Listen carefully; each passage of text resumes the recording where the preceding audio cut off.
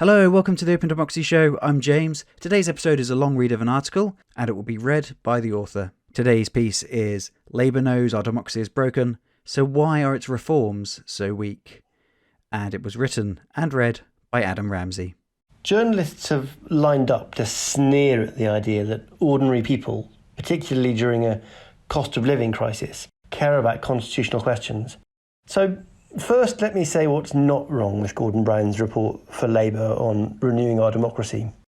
Everywhere I go in the UK as a reporter, the dominant attitude about politics is that it doesn't work. They're all the same. I don't trust any of them, and so on and so on. I've heard it 1,000 times, and so probably have those same journalists. Every successful Conservative party in the Western world in the modern era has won by tapping into that feeling.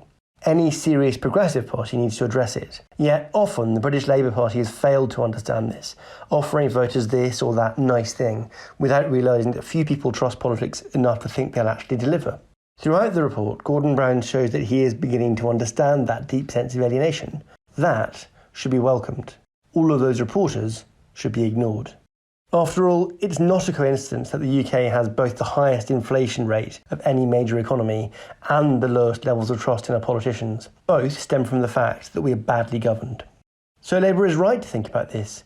The problem is the timidity of the solutions it proposes. Yes, Labour wants to abolish the House of Lords, as it has said often over the last century. And yes, this is a good thing, to be applauded in the context of entitled Labour lords issuing barely veiled threats in the pages of The Observer this weekend. But it's also an absolute bare democratic minimum. If the UK wants to be seen as a serious democratic country, it cannot continue to have a legislative chamber made up of cronies, great-great-great-great-grandsons of some former king's cronies, and bishops of a state religion most people no longer believe in. Yes, they have some ideas for removing some of the most egregious corruption from Westminster, banning MPs from having second jobs and introducing a new Integrity and Ethics Commission. Beyond that, though, what are they proposing?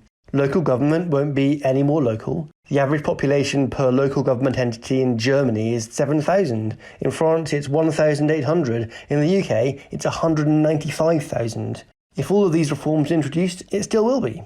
But it will at least begin to look a bit more like government. Brown proposes handing down additional powers over a range of areas from public transport to education, and these are good ideas. But there is nothing to stop a future Tory government from undoing that, or even abolishing those local authorities it doesn't like, as Thatcher did to the Greater London Council in the 1980s.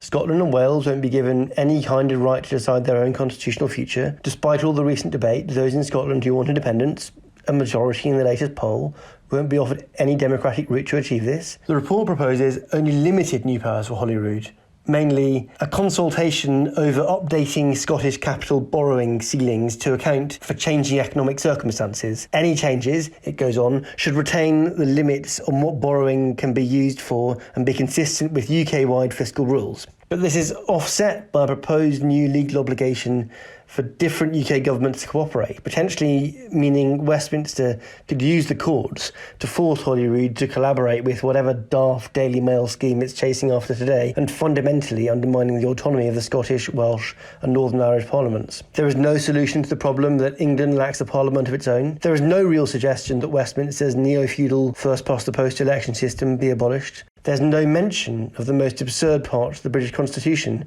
the overseas territories and Crown Protectorates, the Cayman Islands, British Virgin Islands, Gibraltar, Man and the Channel Islands, which together with the City of London and its unique constitutional status, operate as the world's most important money laundry. There's no mention of the vast swathes of governance now outsourced to the big five accountancy firms, and the conflicts of interest that arise from that. There's no mention of the constitutional absurdities that arise from the growing trend to outsource military action and espionage to private firms, which have made the UK the mercenary capital of the world. Proposed rights to healthcare, school and housing are good, but modern constitutions across the world include protections for the environment and biodiversity too. Why are these missing? The words gender and women appear only once each in the 132-page document, despite ample work on feminism and constitutions. There's very little mention of police powers beyond the overgeneral statement that British people trust the police, and no attempt to think about whether that applies to everyone, despite all of the apparent introspection that came with Black Lives Matter and the murder of Sarah Everard.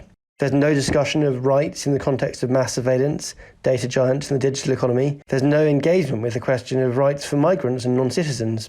In a normal, modern democracy, power lies with the people, and what that means is described in a written constitution that they can all read. It is pooled in local, regional and national governments, none of which has absolute power over the others. Again and again, the report complains about how the Tories haven't upheld constitutional norms since they got back into power after defeating Brown in the 2010 election. But in Britain, because our early modern era revolutions failed, and because of the weird compromises that came afterwards in 1660, absolute power lies with a constitutional absurdity called the Crown in Parliament, which ultimately means that Westminster can do what it likes.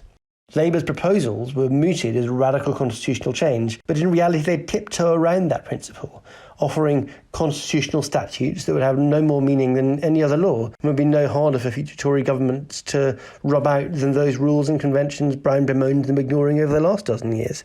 Radical constitutional reform would mean stripping sovereignty from the Crown in Parliament, handing it to the people and convening conventions of we the people to draw up how we wanted to use it. But Brown and Starmer aren't suggesting any of that. What they're actually talking about is more like mildly better governance within the broad restraints of the current system. It is, in other words, a credible attempt to keep the show on the road for another decade or so, and perhaps it will work, for now.